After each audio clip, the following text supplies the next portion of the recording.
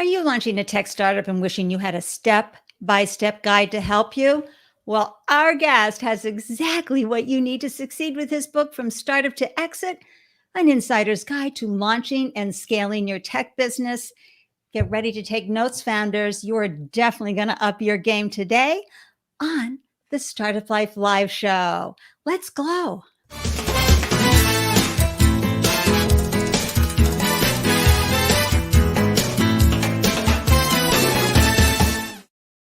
Hello, everyone, and welcome to the Startup Life Live Show. I'm your host, Ande, Lyons, four times founder and startup champion to founders around the world. And after launching 4 businesses of my own, I now share founder startup stories to help newly minted business owners find the solutions and inspiration they need to succeed. So thank you for carving out time to up your founder game today. While cheering on a fellow founder, you know that as you do better as a founder, your business will do better. A new resource, a tool, solution, you never know what aha moment might happen while hearing a fellow founder's startup story. And if you're joining us via live or via replay, please say hello in the comment thread so I can swing by and give you a virtual hug. And thank you for sharing your love on this video whenever you're watching. We're live right now on LinkedIn, YouTube, Twitter, Facebook, and Twitch. And when you click that like button, it goes out to your feed. Folks know it's kind of historical that you are watching this and you don't know. Maybe someone who really needs to hear our guest information and get that shot of inspiration will tune in. So thank you for creating that ripple effect. And if you're tuning in from YouTube, please share your subscribe love and a click on that bell icon for alerts. All of this really helps us reach more first-time founders and help them maximize the joy and minimize the heartache from their startup life. And how do you know when I launch or post a new show? Well, you join the Startup Life Live meetup group. Woohoo! Right here at bit.ly/Startup Life Live. You can scan the QR code. And what happens is you join a great group of founders, but also you receive an alert whenever I go live. So you saw the book that I shared when I first started here. We have a phenomenal guest. I'm going to pull up this little blurb here and get ready to share with you how amazing our guest is. Shirish Nadkarni. Now, this is a serial entrepreneur who came to the U.S. as a teenager with $25 in his pocket. And after graduating from Harvard Business School, he worked at Microsoft, where he engineered the $400 million acquisition of Hotmail and launched MSN.com, the world's leading web portal. Striking out on his own in 1999 at the height of the dot-com boom, he founded Team-On Systems, an early pioneer of mobile email that was later acquired by BlackBerry. And after a family trip to Spain, rife with language barrier snafus, Shirish launched the first social learning app, Livemocha, and grew it to over 15 million members in 200 different countries before it was acquired by Rosetta Stone. I got to tell you, I am wearing my smarty pants today, okay? Because we are going to get some valuable information from a man who's got a lot to give. Let's welcome Shirish Nadkarni to the show. Thank you, Shirish. Thank you, Ande. Great to be here. Oh, I'm so happy that you could join us today and share your brilliance and your amazing stories. And I'm just, curious about how you are doing today as what I would call an authorpreneur. For years, you've been focusing about building and scaling and using that brilliant tech brain of yours. How does it feel to be an authorpreneur right now? How has that journey been for you? It's been great. I started working on my book during the pandemic, so I was isolated in my home. So it was a great project to work on. I got to interview some really smart entrepreneurs and VCs and work on my project full time. And then once we launched it, it's been amazing. I've had a great opportunity to talk to a number of publications, be on podcasts, something I really enjoy doing. Well, and you get greater exposure around the world, right? Yes, absolutely. Yeah. Yeah. and have conversations, which we love. I'm just going to say hi to a few folks who are tuning in. Thanks for joining us today. Sita, you're amazing. And yes, one more fantastic talk. We're so lucky here on the Startup Life Live show to get these incredible guests to come in and share their brilliance. Hey, Jeanette, how are you? Waving from Boston to Virginia to you. And I know you're going to share the link to your incredible startup. And I'm glad that you feel, Jeanette, always good to be here. And Asia, the Startup Live show's community manager, you're always the best. And I know you've got a deep background in tech, so you're going to be listening to every word from Shirish. And it's the goddess of the most amazing podcast and many other hats that she wears. Hi, Mia Voss. She says, hi, lady, listening in. Always love your guests. Well, we love you, Mia. And I'm just going to remind everybody, this is the host of the Shit We Don't Talk About podcast. You need to go subscribe wherever you tune into podcasts and listen to these amazing conversations that Mia has with her guests. You always learn something new. And tuning in from Ottawa, Canada, it's Brent Manuel. Always happy to see you, Brent. Sending you a big love hug and cheers for your tuning in today. Yay. So I'm going to dive right into your origin story, Shirish, because I just cannot imagine the amount of courage it took for you to immigrate to the US as a teenager with only $25 in your pocket. How did this happen?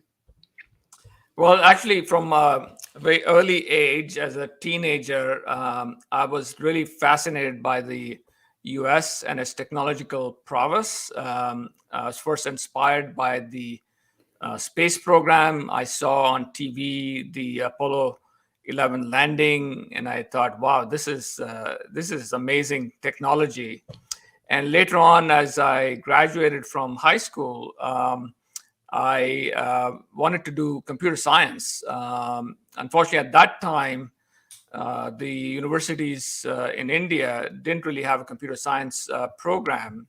And so I decided to come to the US and apply to the schools over here.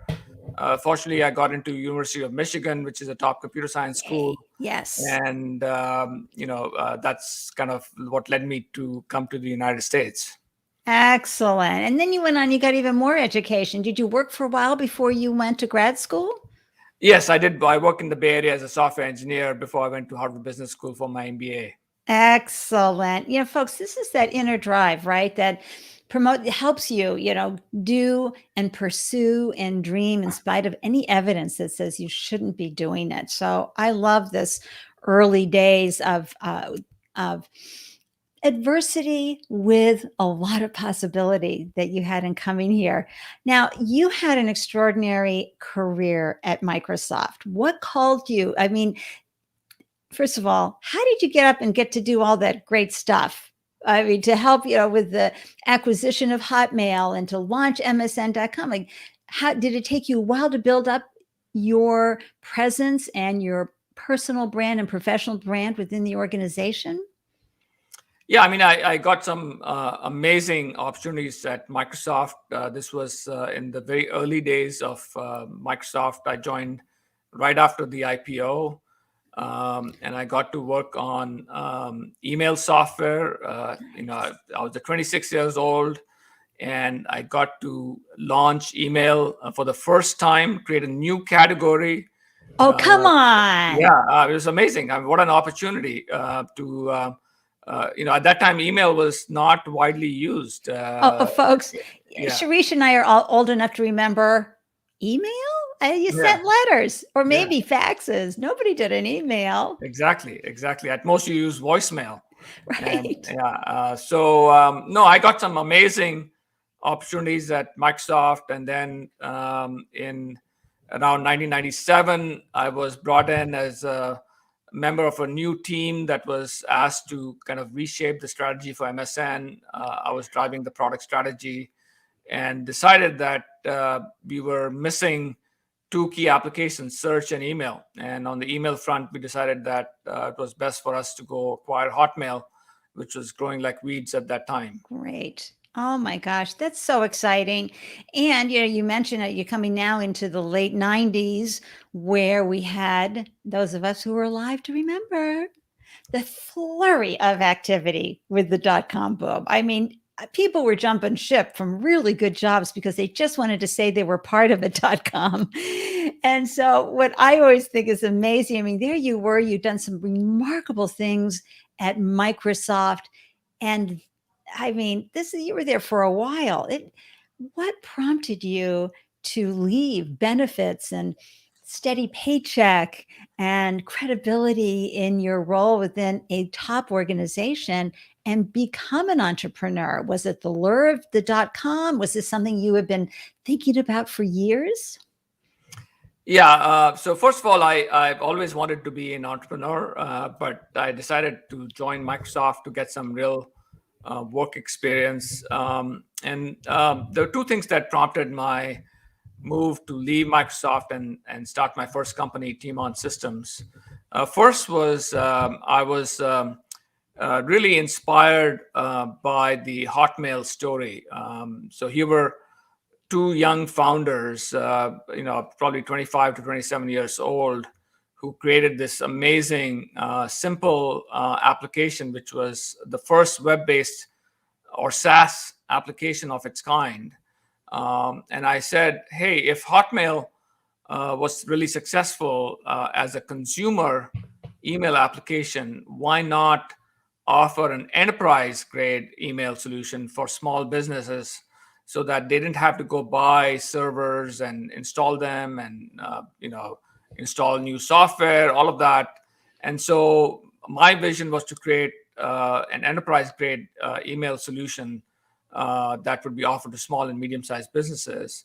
And the second thing that was really helpful was the fact that in the old days with PC software, you had to publish the software on disks. You had to find distribution. That's through right. Egghead and others, and it was a painful process to get your software out to consumers. We're all remembering. Thank you for Yeah. taking us down memory lane on Yeah, that and one. so for the internet, for the first time, really allowed somebody like myself as an entrepreneur to provide software solutions directly to consumers without having to go through all that pain. So those were the two main factors behind my leaving Microsoft. Well, I got to tell you, it's one thing to have the concept, Shirish, but to have the brain power and knowledge to actually navigate and pull it together, et cetera. So tell us a little bit about Team On and how launching a business was like, because you came from what I would call a resource rich environment filled with assets, so that when you're doing anything, you call a department and say, hey, I need graphics, I need this, I need more support here. What was that like, to leave that level of support and Yeah, become a lean machine? you bet. I mean, as a founder, you have to do everything, including going to Costco over the weekend and buying the office supplies, buying furniture, buying, finding a office space. There's no administrative assistant who's helping you do all of that work. You have to do it yourself. Fortunately, when I grew up in India, where I was in a financially strapped kind of environment, and we were always very, very scrappy. And so those roots remained with me, even though I worked at Microsoft and had access to all the great resources. But that kind of upbringing really helped me as a startup founder to, have the wherewithal to go do stuff, whatever needs to be done. Just go do it. Sharish, I'm just loving that you have to go to, I just can see you going to Costco and pulling all the things together for your office and doing those things that are right in the beginning stage of founderhood.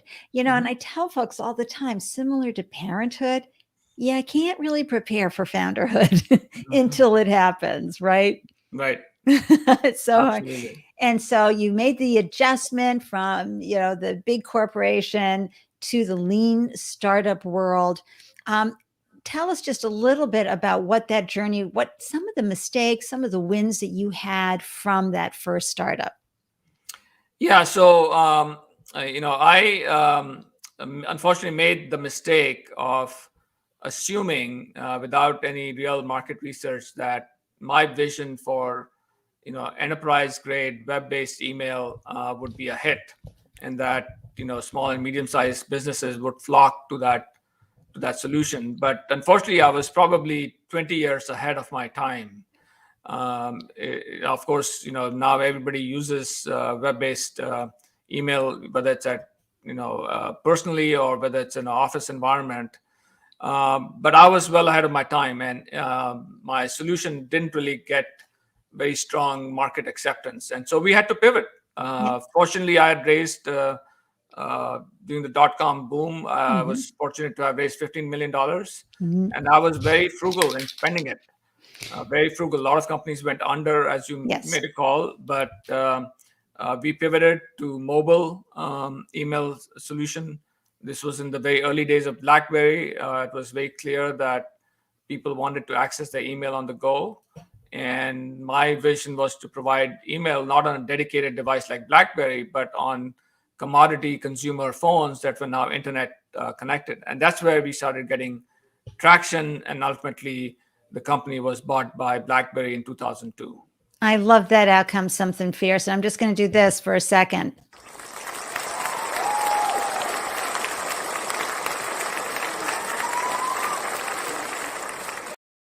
That's right. I'm doing a little extra long there, folks. Founder journey advice extraordinaire. Thank you for your transparency. This is what happens to so many founders. And you had the double whammy, I think. One, timing. So many startups fail because the timing. Yep. And secondly, you thought your hypothesis was going to be the right fit for where everybody needed to go. And you pivoted. And you said, okay, well, what about these phones? Why can't we get it to work on the phone? Brilliant. And then you had a terrific exit. So congratulations for that. How long did you take before you started your next business, Shirish? So I worked for BlackBerry for about 3 years, but I was eager to get back to my roots. While I had a phenomenal experience at BlackBerry, got to work with the BlackBerry founders. No way. And it was a very cool experience. But I wanted to go back to my roots and do another startup, and that led to the founding of Livemocha, social learning, language learning application, and it was inspired by my own, as you talked about in my introduction, traveling in Europe and encountering language difficulties and so forth. Globalization was happening very rapidly, and there was a strong need around the world for people to learn English. And so that kind of led to the formation of Livemocha. Awesome. And how long were you spearheading Livemocha? And was the transition like, did you raise the money first? Did you bootstrap at that point? What was that transition like going back into the trenches of Yeah. startup life? So as with Team On, I encountered the boom and then the bust.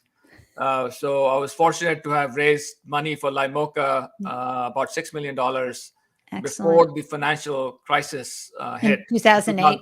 2008. Yeah. And then, boy, everything became so much harder after that. But I was lucky to have actually raised a second round, $8 million round in the depths of the recession, which allowed us to Excellent. continue with Livemocha. Yeah, folks, the economy doesn't have to be your experience, okay? Even if the economy is going through a frosty winter, you can still find people who need to invest. That's part of their agenda with their funds. Were you mostly VC Yes, it funding? was mostly VC funding, some angel funding in the initial stages. Yes. So here you go. You're creating a whole new product again. You're launching it. You're testing it out. What mistakes and wins did you have that really showed you some clarity as a founder? So this time around, we had a hit product right from the get-go. It was clear that people loved the social language learning aspect, where everyone was a student and a teacher. So you could be learning a specific language, but teaching somebody else your native language. So it was a phenomenal experience. We grew to 1 million users in 1 year, and then 15 million users in 200 different countries in about 4 years. So it was a rocket ship that took off very, very rapidly. We had users, in Brazil, in China, India. It was quite a phenomenal experience.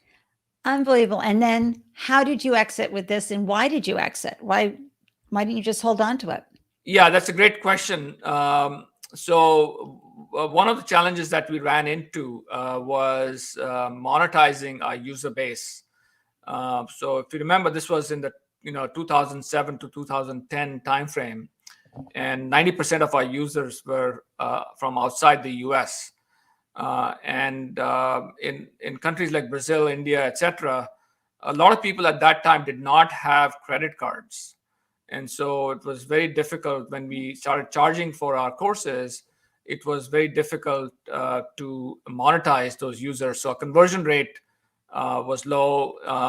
And as I mentioned, we were in the depths of the financial crisis. And so raising money was very, very challenging. And so we did the next best thing, which was to find a home for Livemocha through the acquisition from Rosetta Stone, and that's why we decided to kind of Can you sell the talk company. about that a little, Shirish? Because it's one thing to go, who should buy my company, right?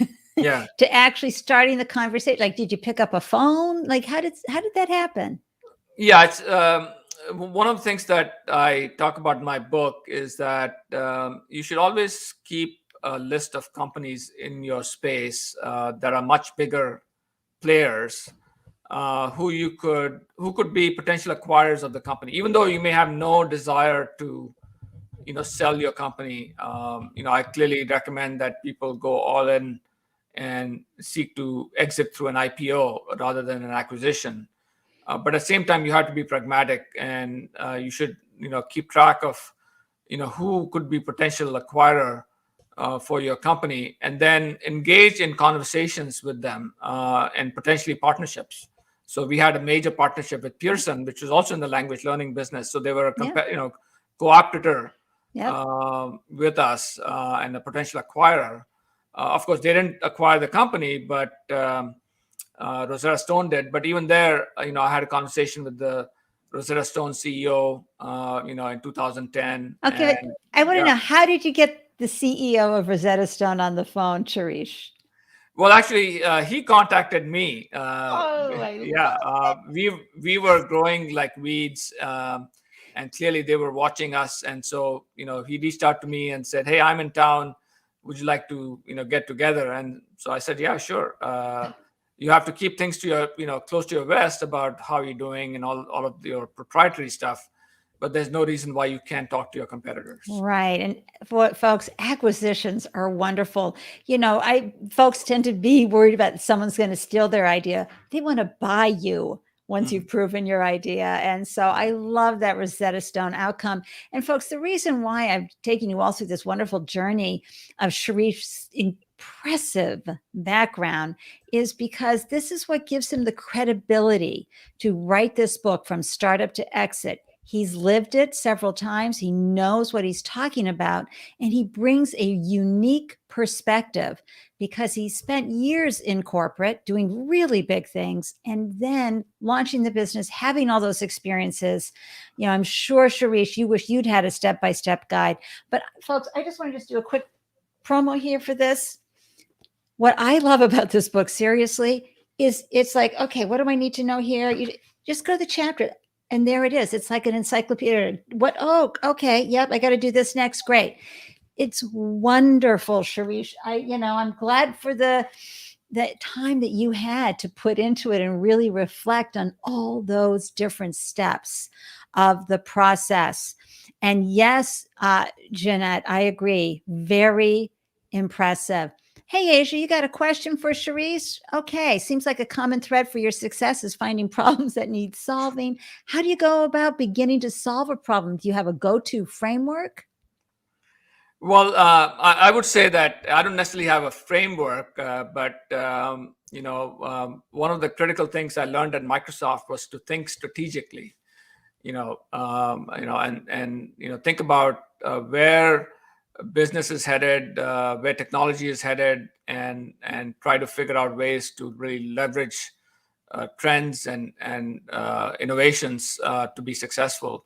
But I was also very fortunate to have with me very smart co-founders. Both my CTOs were not only amazing technologists, but also had an amazing business mind. And so we would often work together to solve problems. Of course, I also reached out to my board. It's very important. One of the things I talk about in my book is to have VCs on your board who have either strong operational experience or strong startup experience, because they can often So be a true. very strong sounding board for you to solve problems and make progress. Boy, that's a great piece of anti-licious advice right there, folks. Really extrapolate every ounce of your advisors and your team members' ability to help your business grow. Hey, Andy Jack, co-host of the pitch event I was talking about earlier, Shirish, and AJ is asking, seems like you have plenty of experience running very lean operations while others were running out of runway, which we love, right, AJ, about Shirish's background. What's the best advice for other founders with similar funding challenges? Yeah, so one of the things that I was good at was really building a strong financial model, and and keeping a very close eye on our spend and our runway. I typically, when I raise funding, I would try to make that runway last for at least 2 years, so that we had plenty of time to generate traction and provide proof points that were important to raising the next round of funding. Yeah. So make sure, if you don't have the financial background, is to hire a part-time CFO to build your financial model, and then plan your runway so that you have enough time to prove the proof points you need for the next round of funding. So true. And I love that question. Andy Jack, co-founder of Synergy Solutions. Folks, he's amazing. Anybody who's launching a tech business, you want to go and chat with AJ anytime. But this is so important, folks. There's lean and then there's lean. And one of the things you have to invest in, right, Shirish, is financial modeling. And again, you do not have to be that person. You just need to know how to read those numbers and understand, whoa, if we don't get some money in here, or if we don't have the sales that we need here, we're in trouble. And you're going to take it out, and you're going to keep reiterating that financial model, right? You're going to keep working on it, Shirish. Yeah, absolutely. Yes, and you need to understand it really well yourself. It's not something you can. While you can certainly hire a CFO, part-time CFO, to help you build it, you need to really understand it inside out, and you need to track all the spending that's going on, so that you're not letting wild spending kind of hurt your runway. That's right. And speaking of which, you mentioned this when you first launched, when you launched your first business, was I had a hypothesis that this was going to work great. And we knew exactly that people were going to love this product, and you were too soon and you had to pivot. Yeah. You go deep in your book about this as well, about value proposition, proving a business model's ability to reach consumers and know that they want what they're providing. Can you talk a little bit about this? How what makes a great startup idea, which is a great chapter in your book, and your thoughts around how founders can really get into that. Even if they don't have founder market fit, they can get their product market fit figured out, their customer segment, their moat, unfair advantage, distribution channel, and how important it is to prove that the market wants what they're selling. Mm-hmm. Floor is yours, Shirish. You bet. Yeah. So in terms of what makes a great startup idea, I'm a big believer in technology transformations or global transformations powering new businesses. And we've seen this time and time again. With the PC revolution, you had Microsoft emerge and really dominate that space. With the internet, you had Google and Amazon emerge. With mobile, it was iPhone. And so what happens typically is that incumbents are very, very hard to displace. And the only way you can displace those incumbents is when there is a technology shift or innovation that allows you to be the first into that market, and then create a new solution that can better serve customers' needs. And so it's very important to track these technological shifts and transformations, and be the first in the market with those solutions. And, let's talk about be the first in the market and solutions. Sometimes, I've also seen, Shirish, someone be the pioneer, right? And be the forerunner and prove it. And other people come slipping right in on their stream there and go, yeah, but we're going to brand it this way and go flying. I mean, we all remember the days when email, America Online, there was one there along with it, or, the competitors with Google who started first, but boom, Google came in. Can you talk a little bit about that from technology? Because sometimes, we may not be the first, right, but our launch idea is still a good one. Yeah, I mean, I saw that happen in language learning space. We were the pioneer with online language learning, but we suffered from timing. We were a little bit early in terms of monetizing users, and raising funding was difficult. And then you had a company called Duolingo, which emerged many years after us, essentially doing what we had built. But the market was much more friendly in terms of raising funding, and now they are a public, company. That's right. And so timing is everything. Sometimes the market forces are such that it's very hard to kind of swim against those market forces, and you have to somehow survive until the right timing happens for your company. Yeah, and sometimes investors like to see someone's already making money at doing what you'd like to be doing. So, that helps. But you raised money with an idea that wasn't proven yet. What were some of the tough questions you got from investors when you were bringing, a product to market that didn't have any track record anywhere around? Yeah, in fact, I remember with my first company with Team On Systems, this was when Microsoft was at the height of its power. A common question that VCs had for me was, what's stopping Microsoft from entering the business and just completely destroying you? So we had to get around that question and say, hey, we're a scrappy startup. We don't think Microsoft's going to enter the space anytime soon, and we'll have plenty of runway to establish, ourselves. Yeah. Founders, Shirish, I just want to stop you there. Founders. Okay. I know, AJ, we hear it at our pitch event all the time. How do you know someone's not going to come in, Google, Microsoft, et cetera, and take it over? Right. They're working on other things. And so really take note of Shirish's answer. We're a lean machine. We've got ways of getting into the market and really understanding the consumer in a way that's much better than they're going to take forever to do focus groups, et cetera. I love that advice. You were going to go on and say something else?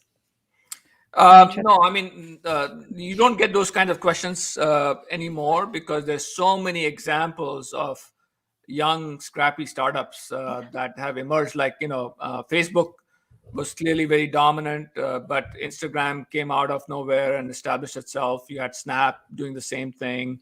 Yeah.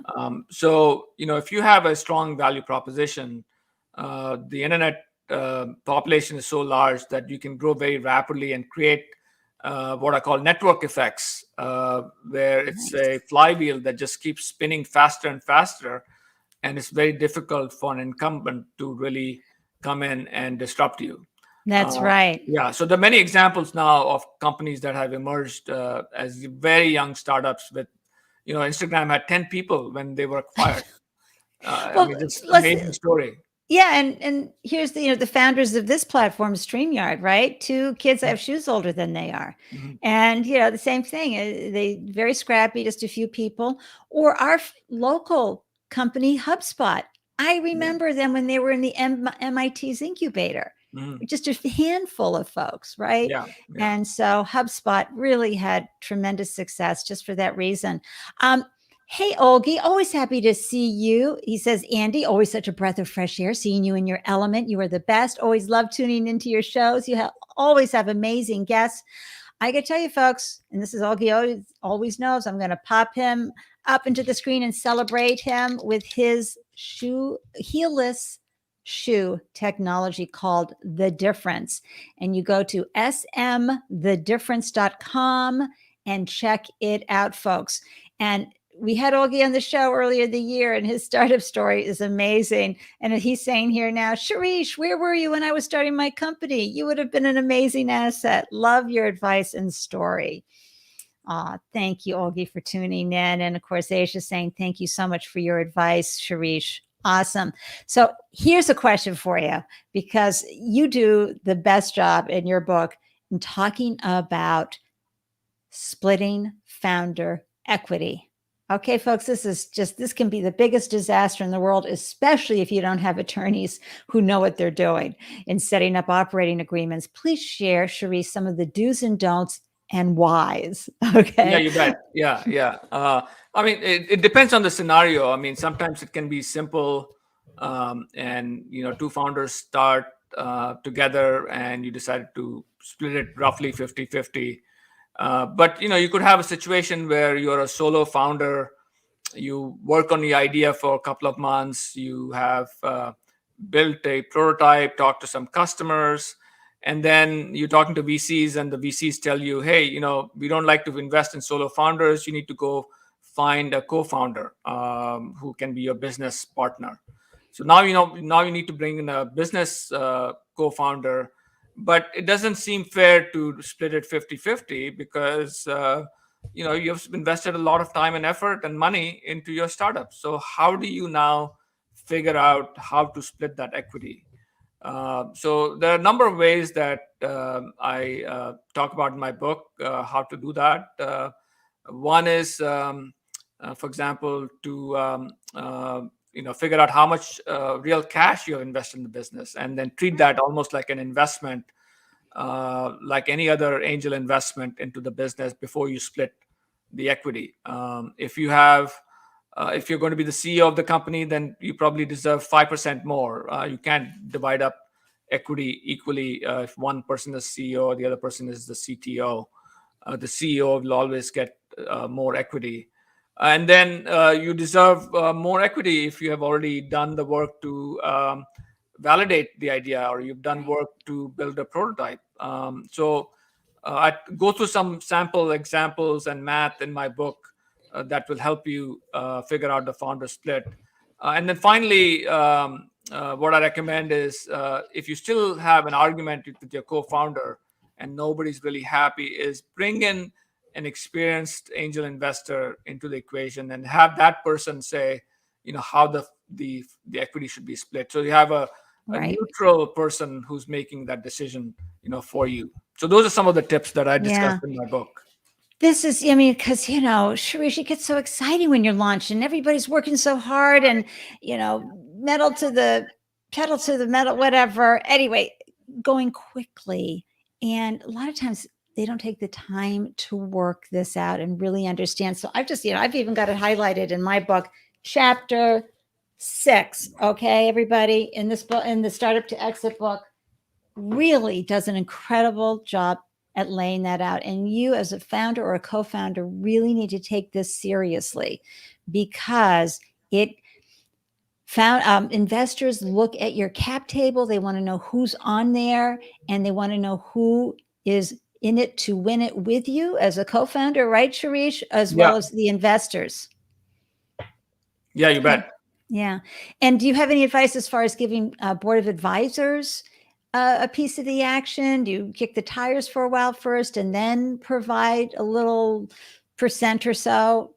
What definitely. I mean, board of advisors is something that's really essential, but you don't want to do that. Oftentimes people will do it just to have some big names, and they don't really invest the time. So make sure that you not only get prominent people from the industry that you're in, but also people who are willing to spend a good amount of time providing you with advice. Yeah.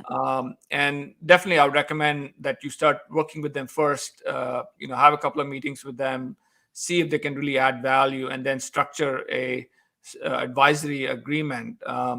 And the amount of equity that you give is really a function of how much time they spend. But for example, if somebody's spending 2 hours a month, that's probably worth 0.1 to 0.2% in terms of equity that you grant them, and then can range up to even 1%, depending on how much time they really spend and how much value they'll add to your business. Right. And let's talk about team acquisition for a second, because, when you have a lean machine, acquiring a team, especially the founding team, it can be a little challenging if you want to bring in those star tech folks, those star, CMO marketing folks, and then chat a little bit about what happens when the startup phase is done. And now you're really zooming off into enterprise status. These are different growth strategies that startups go through. Right. Shirish, what are your thoughts? Yeah, so recruiting is always a challenge for any startup, especially now. The kind of compensation that you can get from a Microsoft or an Amazon or Google is just out of the world. So it's very challenging to really recruit really good talent to come work for you, where they have to take a pay cut, and while they might have significant upside from equity that you share with them, there's no guarantee that the company is going to really succeed. So what I recommend to founders is to really invest on building your brand. First of all, spruce up your LinkedIn profile, because the first thing that somebody will do when you contact them is to look up your LinkedIn profile. So make sure that you have all your accomplishments really laid out on LinkedIn. Write blog articles about trends in your industry.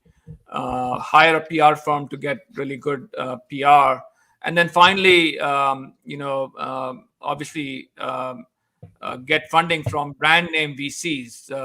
If you get funding from somebody like Madrona Ventures here in Seattle, or Sequoia Capital, or Andreessen Horowitz, that will go a long ways towards really attractive, top-notch talent to your business. So it's all about building a brand for yourself, for your company, in this process. That's right. That's excellent, excellent advice. And I'm just going to add a little bit more, Shirish. Share your emotional passion. Mhm. Sometimes, people want to just be part of your sphere and part of the excitement of your vision and what you're going to bring down, and put down into the world. And so a lot of times, getting equity, that's fine, but it's wallpaper until you get bought or go IPO. And so in the meantime, people want to be engaged, and they want to be doing things that they wouldn't normally be able to do in a large corporation, which makes the sacrifice of less salary and longer hours worth it. So, just always, be putting out that great vibe as a founder, sharing that vision, etc.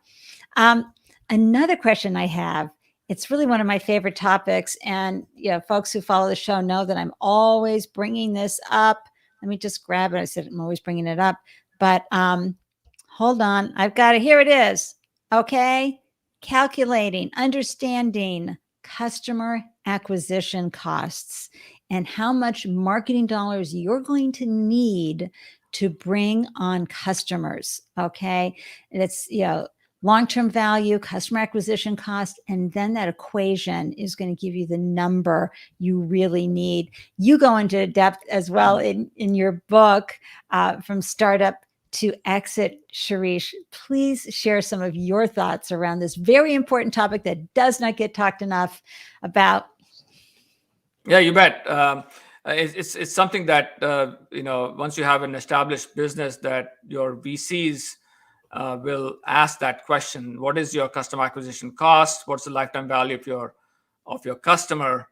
And you need to spend some time to really understand that, because your customer acquisition cost can also differ based on what acquisition channels you're using. You might be doing customer acquisition through Google SEM. There might be another channel through Facebook, etc. And so understanding your customer acquisition cost is very important.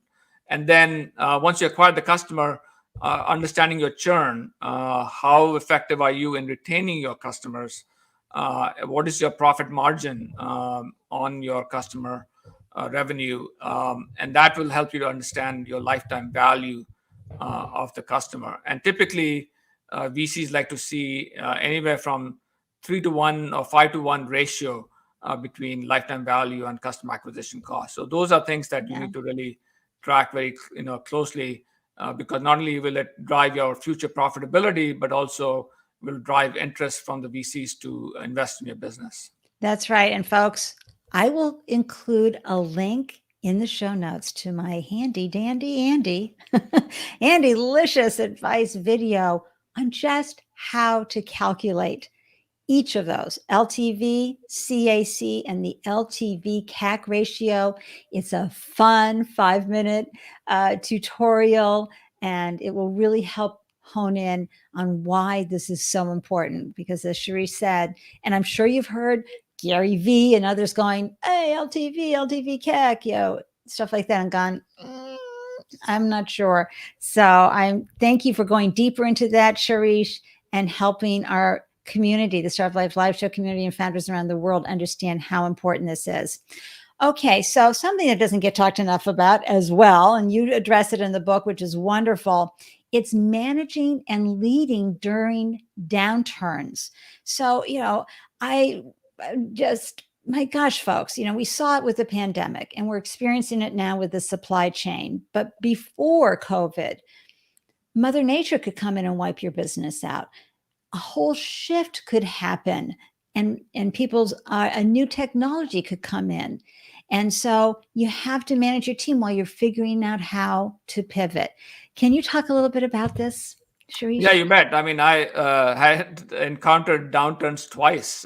First with the dot-com bust, and then with the deep financial crisis that we encountered. So I've had some good experience through those times. So basically, the two things that I recommend is, one is to really get a good handle on your revenue, because what will happen is, it'll become much more difficult to acquire customers as customers cut back on their spending. So you want to really track your conversion ratios, talk to potential or existing customers to see how committed they are to staying with your product and so forth. So get a really good handle on your revenue stream, and then model out what your financial stream is going to look like over the next 12 to 18 months, and see if you need to extend your runway, because typically in those times, fundraising becomes much more difficult. Yeah. And so you need to also cut back on your spend, and typically your people are the biggest expense on your income statement. So you'll have to let go of some of your staff. And one of the things I recommend there is to do only one deep cut to manage that whole process. What happens typically is that founders are reluctant to make deep cuts, and they will cut a small amount, and then 6 months later they have to do another layoff, and it's very demoralizing to have a rolling set of layoffs over time. And so I recommend that you do one deep layoff. It's very painful. Very clearly, these are people that you have worked with, who have worked hard for your company. But to make your company survive, you have to cut expenses and manage your burn over the life cycle of your company. I love that. I'm just a second, folks, because I'm having an Andy Licious moment here. All right.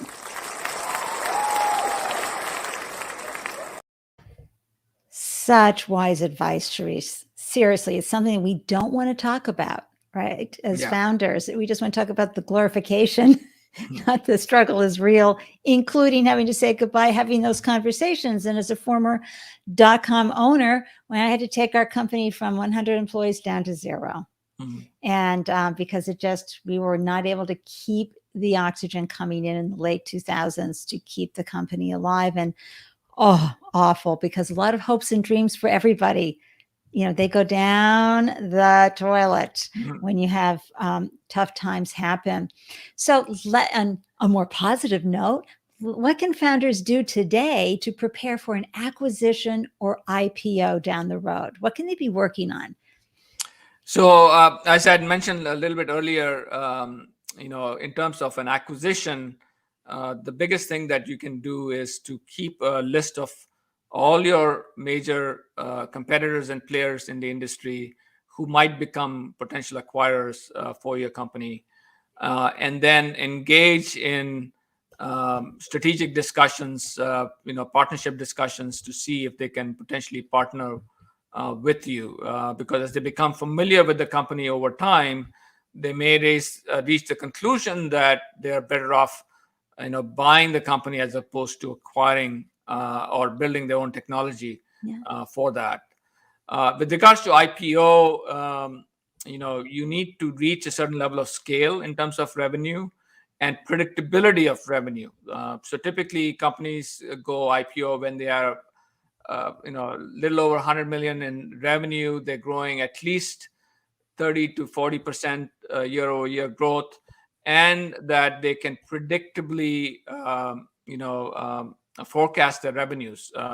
What you don't want to have is a situation where you go IPO and then the next quarter Oh, you slow down, and then you're going to take a massive hit from analysts downgrades for your company, and it'll be very difficult to recover from that. So those are right. some of the things that I recommend in terms of both the acquisition as well as an IP. Thank you. Thank you so much for that, Shirish.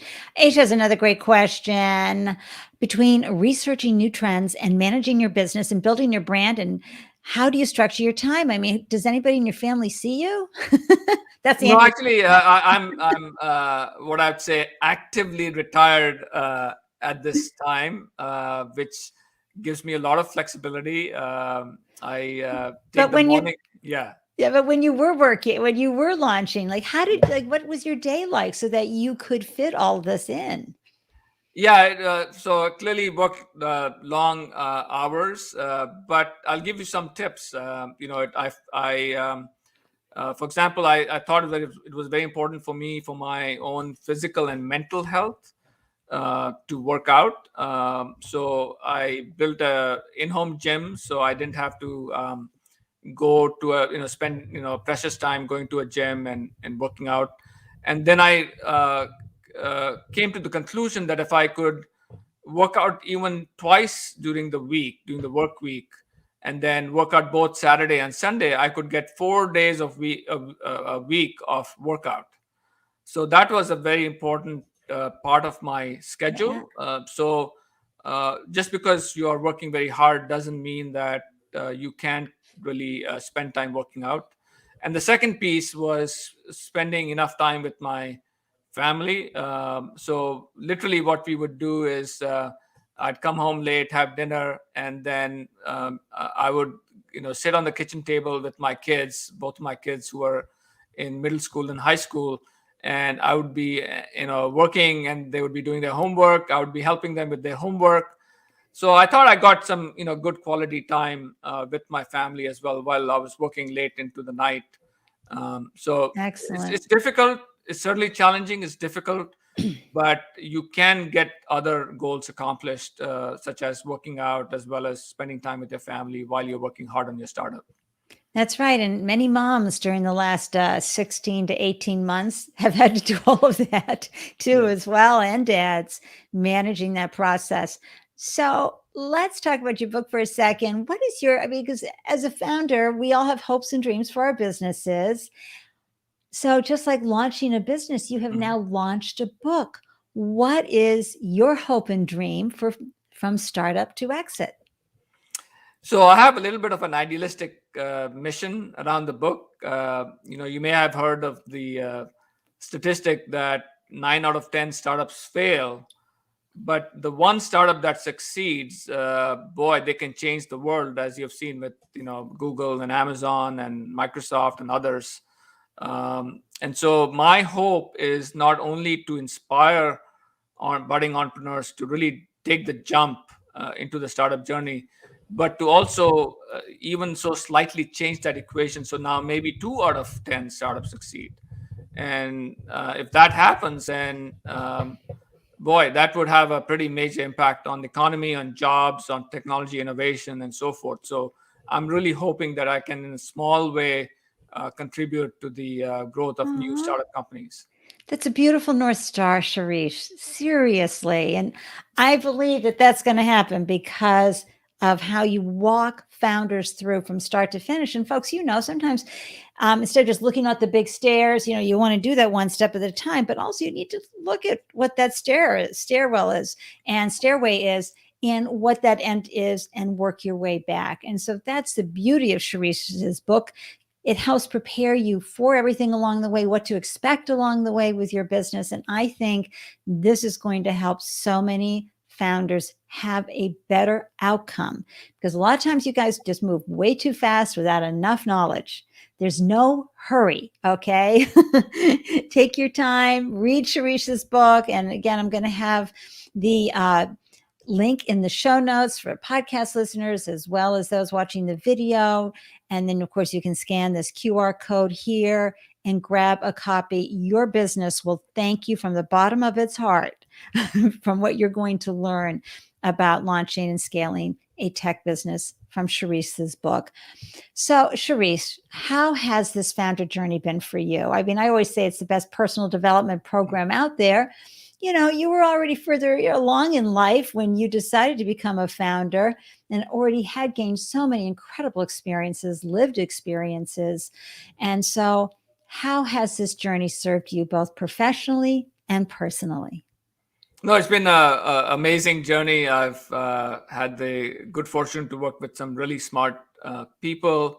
I've built long friendships. I even get together from time to time with my co-founders and employees from my first company that was founded 20 years ago.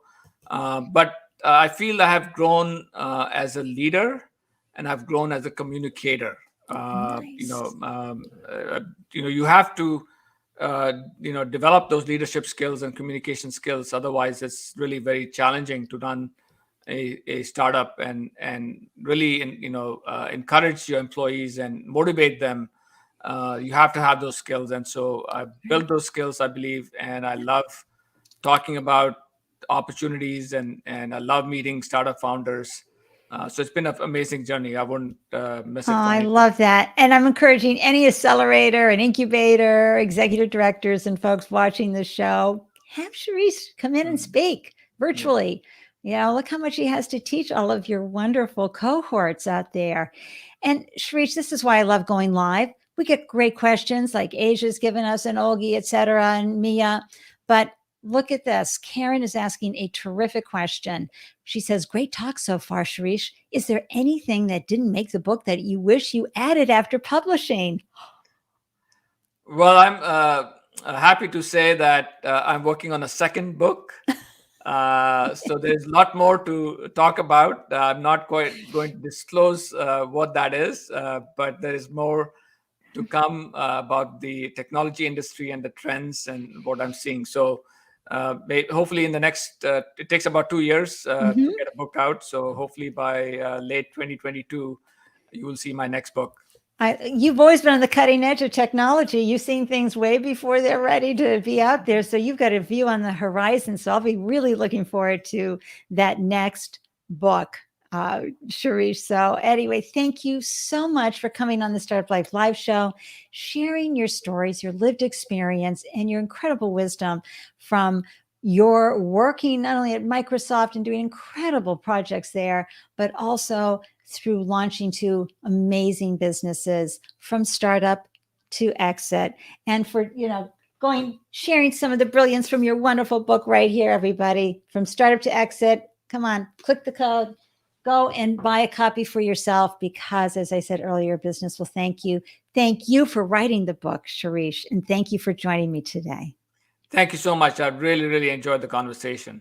Oh, it's wonderful and delicious, right, folks? I'm going to pop you into the green room, and I'm going to say a few parting comments to this wonderful audience via replay or live. You guys are so amazing, and the questions that you bring in really light my heart up. Thank you very much for tuning in. We learned so much from Shirish, and there's so much more to learn from his book. let me tell you who's coming up next. Okay. It's Dave Salvon on November 2nd. Because, boy, did we have a great October, folks, right? And he has created a platform. It's an all in one platform to power barbershop operations. So, Squire is a booking and payment platform that connects people with great barbers nationwide. And Squire makes it easy to discover and book the best barbers wherever you are. Because you know how hard it is when you're traveling. You need to get a quick cut for your next meeting. And it's also a premier management platform for barbershops. So I'm so excited to share Dave's stories with you and all the great and exciting things he's doing with his tech platform. And how do you know when I post a new show? Well, you come on over and join us at the Startup Live meetup group, bit.ly/Startup Live Live, or scan the QR code, and the links are in the show notes. We'd love to have you join us. And this way you get an alert every time I post a new show and bring on another amazing guest like we had today with Shirish. So much fun learning from these founders and experts. Until then, I'm just going to leave you with this little bit of advice right here, as I do every single show. And that is that you promise me you will remember that you are braver than you believe, stronger than you seem. And as we say here in Boston, you're wicked smarter than you think. This founder journey is teaching you a lot, right? I have a deep appreciation for everything you're learning and going through, and I am sending you much wishes and claps for your success along the way, every step, whether it's a misstep or a winning step, it is a successful step. Until we see you next time, blowing you kisses and wishing you a delicious day. Mwah, everybody.